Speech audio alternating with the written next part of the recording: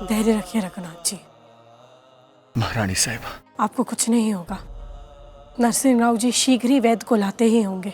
महारानी साहिबा, आपके रहते भला किसी को क्या हो सकता है? दुख तो सिर्फ इस बात का है कि हमारे बहुत सारे वीर साथी हमारा साथ छोड़कर चले गए। यदि आप समय पे पहुंच जाती तो आज आपके बाबा हमारे साथ अवश्य होते।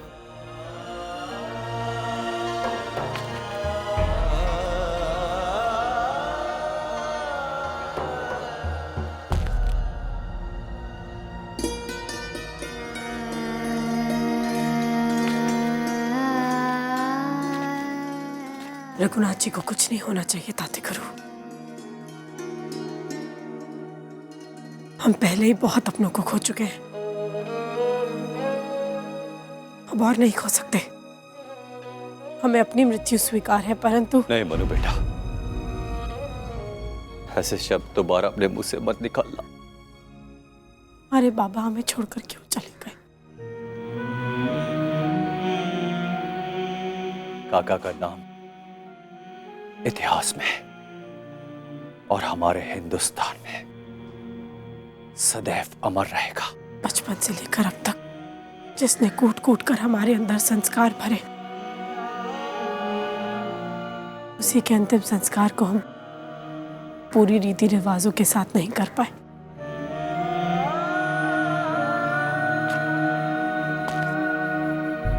हमें शहीदों की शहादत पर आंसू नहीं, गर्व करना चाहिए। उनका हर बलिदान हमारे रगों में जोश भर देता है। बस अब ये फिरंगी या तो यहां से जाएंगे या इसी मिट्टी में मिल जाएंगे। लक्ष्मीबाई, इन फिरंगियों को तुम्हारी आंखों में आग की लपटें दिखाई देती हैं, जो हमें खुद युद्ध की प्रेरणा देती हैं। मुस्कुराओ लक्ष्मीबाई, क्योंकि अब फिरंगी सेना के खिलाफ एक साथ खड़े होकर उन पर टूट पड़ने का वक्त आ गया है।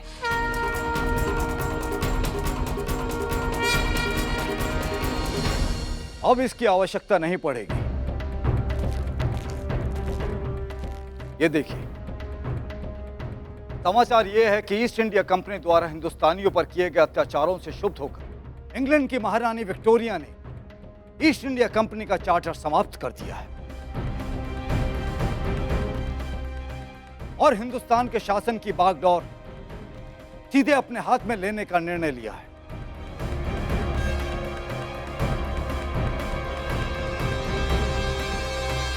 क्या हुआ? ईस्ट इंडिया कंपनी का शासन अब समाप्त होने जा रहा है।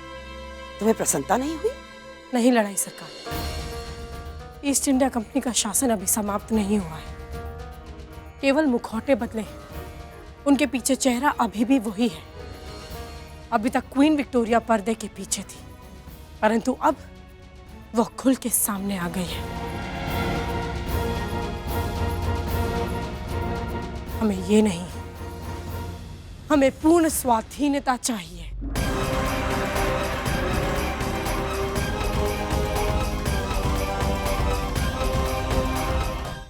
हमें पूर्ण स्वाधीनता चाहिए।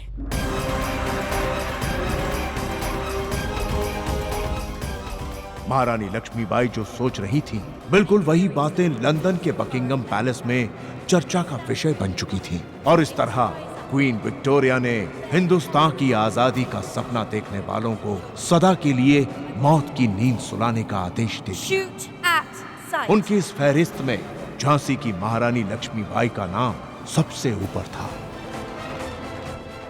क्वीन विक्टोरिया ने यूरोस को खास तौर पर हिंदुस्तान इसीलिए भेजा था कि वो रानी लक्ष्मीबाई से झांसी हासिल कर ले, और वो इसमें कामयाब भी रहा। लेकिन लक्ष्मीबाई हिंदुस्तान की अन्य रियासतों की तरह राज्य छिन जाने के बाद चुप नहीं बैठी थी। उन्होंने झांसी वापस लेने के लिए फिरंगियों से लोहा लेना शुरू कर दिया था।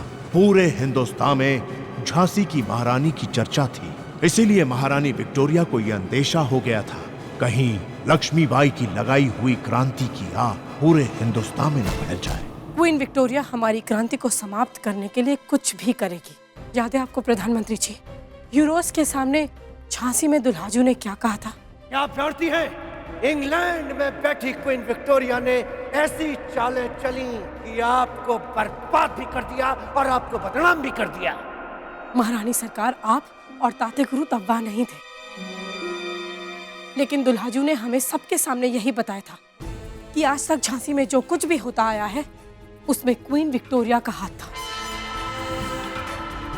और अब हम चाहते हैं कि पूरे हिंदुस्तान को ये पता चल जाए कि क्वीन विक्टोरिया की असलियत क्या है, क्योंकि वो इस भ्रम में है कि ईस्ट इंडिया कंपनी का शासन समाप्त हो चुका है, बल्कि ऐसा नहीं है। हम हिंदुस्तानियों को ये बता देना चाहते हैं कि असली युद्ध तो अब आरंभ हुआ है। परंतु कैसे भाई साहब? कैसे हम महारानी विक्टोरिया की नृशंस योजना का पर्दाफाश करेंगे? बस किसी प्रकार हमें क्वीन विक्टोरिया के द्वारा यूरोस को भेजे गए संदेशों की सारी प्रतियां मिल जाए तो साक्ष्य हमारे हाथ में होगा और फिर हमारा काम और भी आसान हो जाएगा। हाँ, इस क्षेत्र के सारे आदेश कालपी कमिश्नरी में ही आते हैं। अवश्य महारानी विक्टोरिया और हीरोज के बीच के टेलेक्स कालपी कमिश्नरी में ही मिलेंगे। अवश्य महारानी विक्टोरिया और हीरोज के बीच के टेलेक्स कालपी कमिश्नरी में ही मिलेंगे।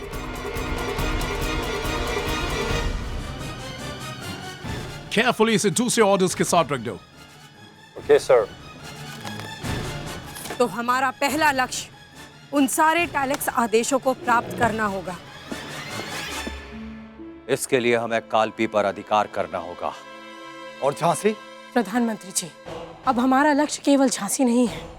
हमने स्वाधीनता की लौ केवल इसलिए नहीं जलाई कि उसकी रोशनी से केवल झांसी प्रकाशित हो, बल्कि इसलिए कि पूरे हिंदुस्तान में उजियारा फैल सके। हम ब्रिटिश साम्राज्य की जड़ें तभी उखाड़ पाएंगे यदि हम हर मोर्चे पर उन्हें भारी टक्कर दे सकें।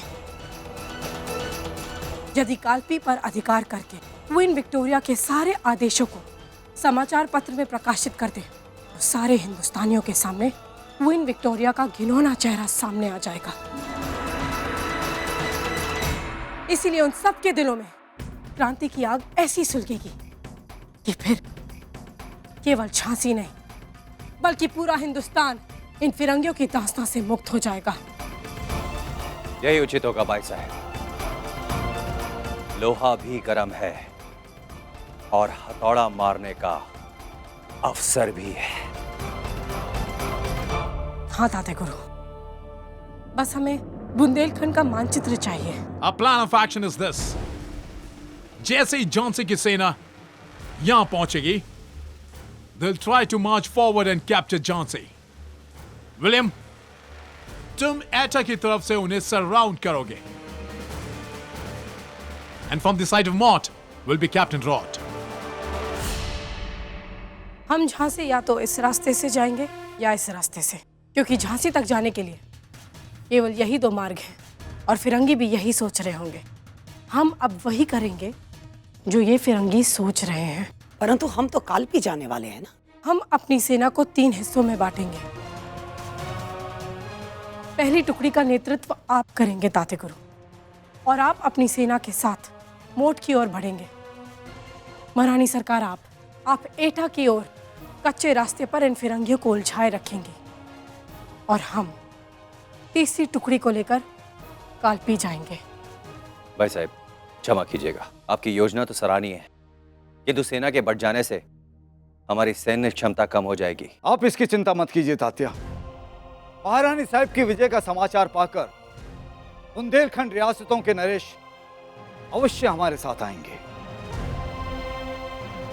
महारानी साहब, जल्दी चलिए, बाहर बहुत बड़ी सेना आ रही है।